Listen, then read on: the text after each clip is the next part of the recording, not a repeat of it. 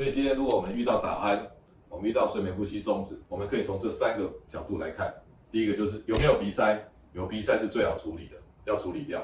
你鼻子通了，后面都通了。第二个，可以给耳鼻喉科医师看看你的扁桃体、你的腺样体是不是特别肥大，大到会把你的呼吸道阻塞。第三个，什么都看不到，鼻子也还好，扁桃体也没大，那为什么会下垂呢？就是有可能发生肌肉张力的监测不足。